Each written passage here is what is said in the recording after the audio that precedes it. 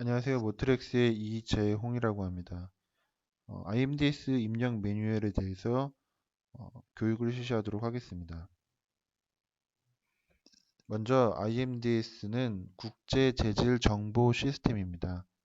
EU 환경 규제 법규에 대응하기 위해서 사용 부품 및 모든 소재의 정보를 동일한 포맷으로 공급사가 웹상에 등록하도록 되어 있습니다. IMDS의 업무 플로우는 아래 보시는 그림과 같습니다. 먼저 협력사 분들께서 입력하실 자료를 준비를 하시고요. 준비하신 자료를 MDS상으로 입력을 하셔서 송부를 하시게 됩니다. 송부하실 때는 OEM사 쪽으로 송부를 하시게 되면은 고객사 측은 협력사의 자료를 수신을 하고 MDS가 명확하게 들어왔는지 한 번 더 검토를 진행을 합니다. 이때는 밀시트나 MSDS, 기타 MDS에 입력된 자료를 검토할 수 있을 만한 다큐멘트로 확인을 할 수 있습니다. 이때 유해물질이 포함되어 있거나 또는 유해물질이 기준치 이상으로 들어있을 때에는 다음과 같이 MDS를 거부할 수가 있고요. 이렇게 거부된 MDS는 협력사분들로 다시 돌아가서 자료를 재검토하시고 다시 OEM사 쪽으로 송부를 하실 수 있습니다. 모든 과정이 원활하게 진행이 됐다면 MDS는 승인을 진행하고 그 다음에 그 승인된 자료를 PPAP의 승인 자료로 활용을 하실 수 있습니다. 다음과 같은 구조로 협력사 또는 고객사, OEM사 쪽에서 진행을 하게 되는데요. 대부분의 많은 시간을 차지하는 것들이 그 OEM사 쪽에서 확인하는 사항들이고 거부했을 때 재검토에서 피드백 받을 때 이때 시간이 조금 많이 소요가 된다라고 볼 수 있습니다. 목차에 대해서 설명을 드리겠습니다. 입력 전 확인 사항으로는 시스템 접속, 그 다음에 트리 구조의 이해, 그 다음에 기초화학 물질 분석에 대해서 말씀을 드리고요. 그 다음에 2부에서는 MDS 입력 준수 사항으로 입력 방법에 대해서 조금 더 자세하게 설명을 드리도록 하겠습니다. 자, 설명에 앞서서 기업, 모트렉스 기업 아이디는 192389입니다.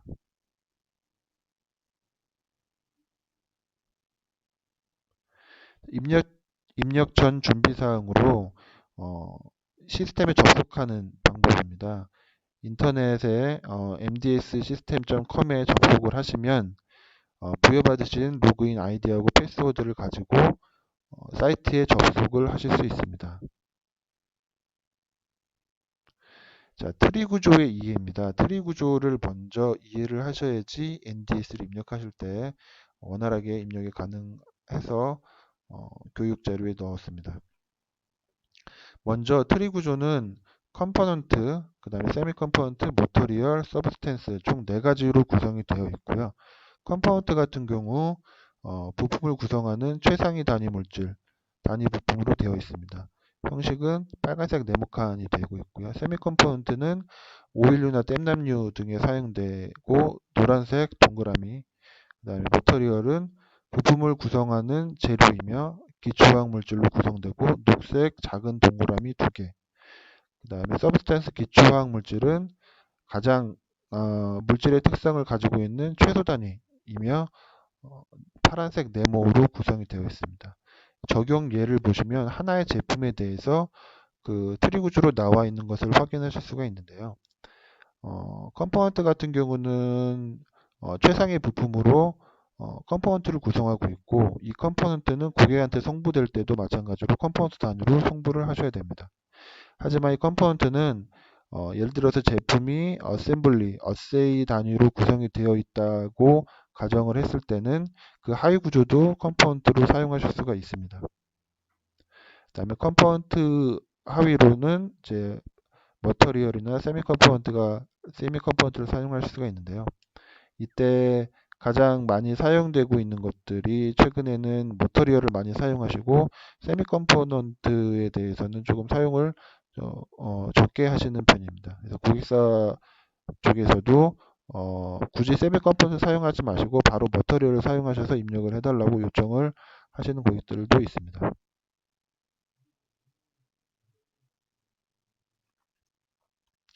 자, 실제 부품의 구성과 MDS는 동일하게 입력이 되어야 됩니다.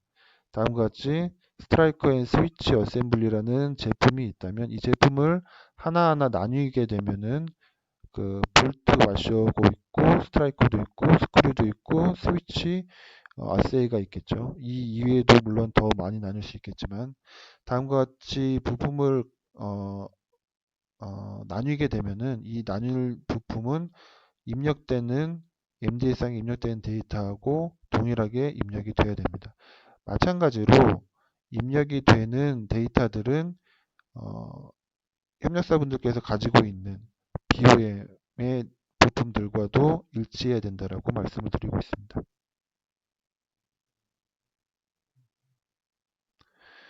자, 재료별 기초화학 물질에 대해 분석입니다. 앞서 말씀드린 대로 협력사분들께서 MDS를 입력하시고자 할 때는 기초화학 물질 제품이 모두 이제 분석이 되어야 됩니다. 그 분석된 데이터를 가지고 입력이 되어야 되기 때문이고요.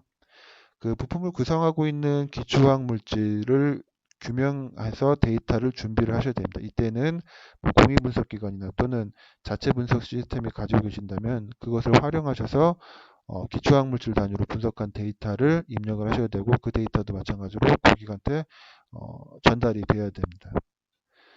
4대 중금속 같은 경우는 일반적으로 최대 허용량을 가지고 있죠.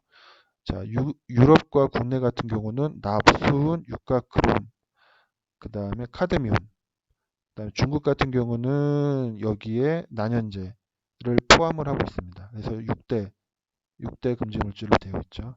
예, 중국 같은 경우는 유럽이나 국내보다 좀 늦게 출발하긴 했지만 브롬계 난연제까지 추가를 하고 있습니다. 그래서 최대 허용량으로 보시면은 납수은, 육가크롬은 0.1 웨이트 퍼센트 미만, 그 다음에 카드뮴은 0.01 웨이트 퍼센트 미만으로 허용량을 제한을 하고 있죠. 단 이때 그 웨이트 퍼센트의 기준은 완제품의 웨이트 퍼센트 0.01 또는 0.01이 아닌 그 제품을 구성하고 있는 동일 물질 단위로 제한을 하고 있습니다.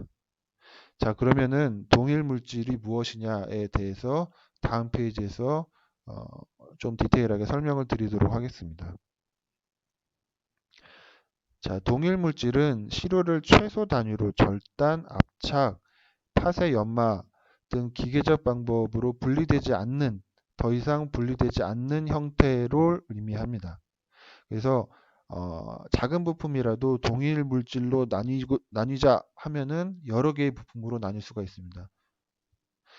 그 예로 지우개 연필을 설명을 드리도록 하겠습니다. 지우개 연필은 왼쪽의 그림과 같이 자, 지우개, 그 다음에 지우개를 잡아주는 홀더, 그 다음에 연필 몸통, 몸통을 색깔로 칠하고 있는 연필 몸통 두색, 그 다음에 최종적으로 연필심 총 5가지 동일 물질로 구성이 되고 있죠. 여기서 지우개는 재질이 이제 고무 재질이고 지우개 홀더는 금속, 그 다음에 연필 몸통은 나무로 되어 있고 연필 몸통을 도색하고 있는 거는 페인트가 되겠죠. 이 페인트에 쓰인 거는 노란색 페인트도 있고 그 다음에 HB라는 검은색 페인트도 있습니다. 그 다음에 최종적으로 연필심, 흑연으로 구성이 되어 있죠. 이 각각을 동일 물질이라고 합니다. 그래서 하나의 지우개 연필을 동일 물질 단위로 나눠 봤을 때는 다음과 같이 5가지로 나뉠 수가 있다라고 말씀드릴 수가 있고요. 협력사분들이 고객사 쪽에 납품하시는 제품을 동일 물질로 나눴을 때는 조금 더 세밀하고 자세하게 나뉠 수가 있겠죠. 6대 물질에 대해서 앞서 간략하게 설명을 드렸지만 납수은, 육가크롬, 카드뮴, 그 다음에 브롬계 난연제에 대해서 사용되는 일반 대표적인 사용처와 이런 것들이 신체에 들어갔을 때 톡식하게 영향을 줄 수 있는 것에 대해서 간략하게 설명을 드리고 있고요. 자동차 업계뿐만 아니라 전자산업 쪽에서도 마찬가지로 중금속의 규제는 이게 완화되거나 루즈해지진 않고 오히려 거기에 들어가는 원소들은 더 많아지거나 타이트해지는 추세다라고 말씀을 드릴 수가 있습니다. 자, 입력 방법에 대해서 간략하게 설명을 드리겠습니다. 부품하고 부품 번호를 입력을 하실 때는 모트렉스 같은 경우 부품 명칭에는 당사 프로젝트, 부품명, 모트렉스 품번 이 세 가지를 입력을 해주시면 좋을 것 같습니다. 그 다음에 부품 번호 입력란에는 모트렉스 품번을 입력을 해주시면 좋을 것 같고요. 그래서 한 가지 예를 들자면 알파인 프로젝트를 진행했다. 알파인이라고 입력을 해주시고 그다음 부품명에는 다이오드다. 그럼 다이오드. 그 다음에 이 다이오드가 갖고 있는 모트렉스 품번에 대해서 한 번 더 입력을 해주시면 되겠습니다. 자, 제 부품의 구성입니다. 앞서 말씀을 한번 드렸죠. 트리 구조에 대해서 말씀드렸는데 이 트리 구조는 향후 그 MDS를 입력하실 때 분명히 그 숙지를 하고 계셔야 될 것 같아서 한 번 더 말씀을 드립니다. 올바른 트리 구조는 제일 상위 구조인 컴포넌트가 들어가고요. 그 밑에 세미 컴포넌트나 머터리얼이 들어가고 그다음에 제일 하위 구조의 서브스텐스로 구성이 되어 있는 차례대로 구성 있는 구조로 되어야 됩니다. 하지만 오른쪽 그림과 같이 컴포넌트 밑에 바로 서브스텐스가 들어가거나 또는 세미 컴포넌트 밑에 서브스텐스가 들어가는 구조는 잘못된 구조죠.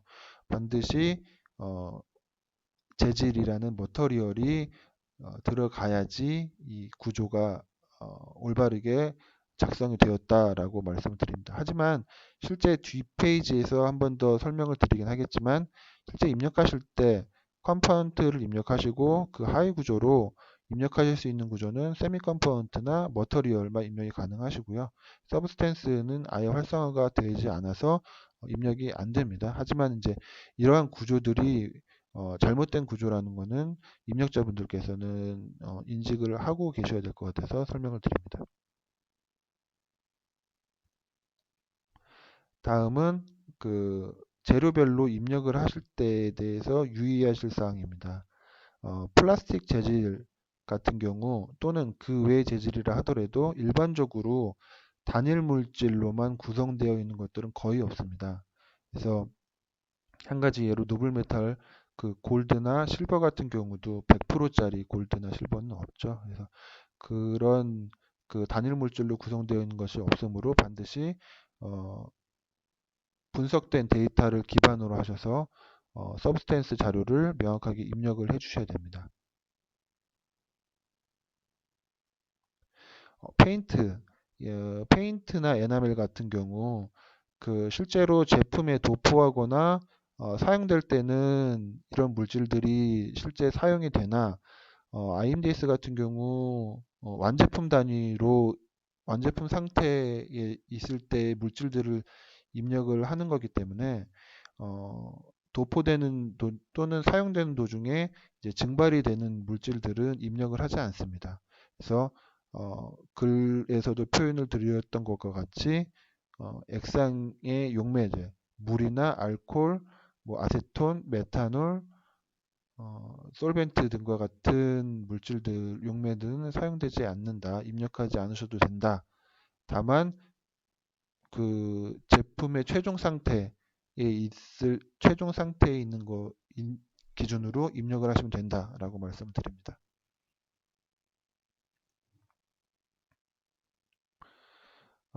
단일 금속도 마찬가지로 앞에서 설명드렸던 트리 구조와 단일 금속이다 하더라도 다음과 같이 여러 가지 서브스탄스를 가지고 있다.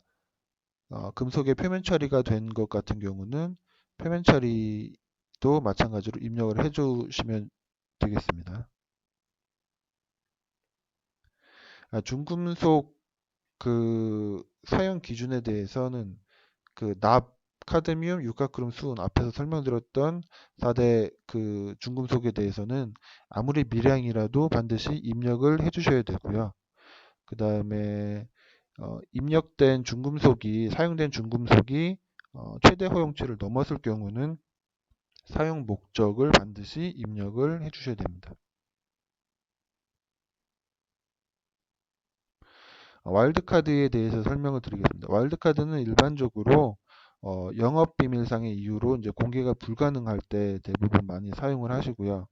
이 사용될 때는 마찬가지로 동일물질 재료 중량의 10%까지만 허용이 됩니다. 10% 이상이 넘어갔을 경우에는 향후에 이제 오류가 검출이 되므로 10% 이하까지 사용을 권장을 드립니다. 하지만 와일드카드를 사용하실 때는 금지 물질이나 신고 물질은 와일드카드 사용이 안 되므로 그 부분은 입력하실 때 유의하셔서 입력하시면 좋을 것 같습니다. 입력 방법은 오른쪽에 그림에 나와 있는 것과 같이 카스 넘버라는 입력란에 SYSTEM 시스템이라고 입력을 하시면 다음과 같이 선택하셔서 입력하실 수 있는 와일드카드 목록이 뜹니다. 이 목록에 맞춰서 사용 목적에 맞게 선택을 하셔서 적용을 하시면 와일드카드를 사용하실 수가 있습니다. 자, 여기까지 1부 MDS 입력 전 준비 사항에 대해서 말씀드렸고요. 2부에서는 IMDS 입력에 대해서 조금 더 자세하게 설명을 드리도록 하겠습니다. 감사합니다.